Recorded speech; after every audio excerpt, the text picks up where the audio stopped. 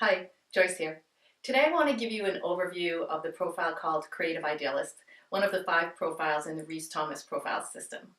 And we'll start with giving you a visual, a very famous creative idealist, and that is Albert Einstein. Just picture him in his incredible hair all over the place and his quirkiness. That is a classic creative idealist. So, a creative idealist, they are the innovative thinkers. They have incredible ideas. They tend to be a little quirky, maybe have tons of ideas all at once, and they have sometimes have a really fun sense of humor.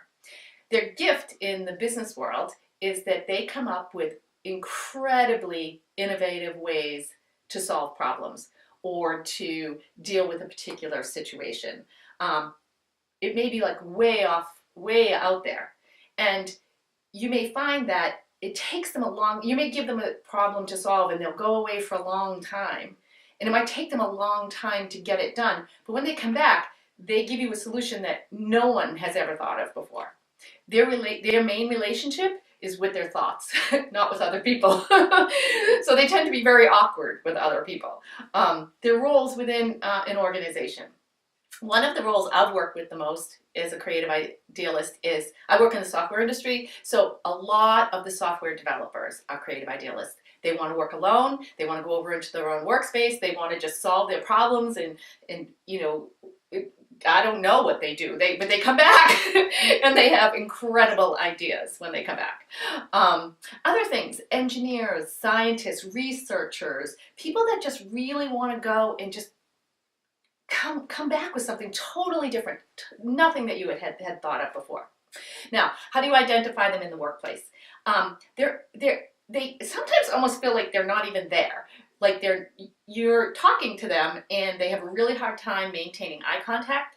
You feel like there's an aloofness, that their thoughts are somewhere else even when they're talking to you. But you got to remember that that's their gift. So you want them to be able to go off and think about other things, although it can be uncomfortable sometimes in a conversation. They tend to be very tall and thin. It's almost like all their energy is going up into their thoughts. I've seen this picture where there's a body and then there's just this cloud over their head, and that's what it reminds me of sometimes. Their heads are in the clouds. They're out of the box thinkers.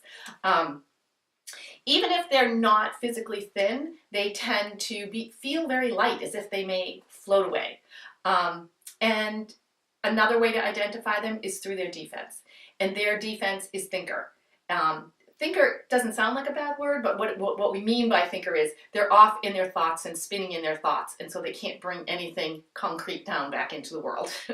So as a summary, creative idealist, Albert Einstein, brilliant ideas, quirky sense of humor, maybe a little odd, may be very fearful, may not always be right there with you, can't make eye contact, but they're going to come back with some of the most brilliant ideas you've ever heard to solve your business problems.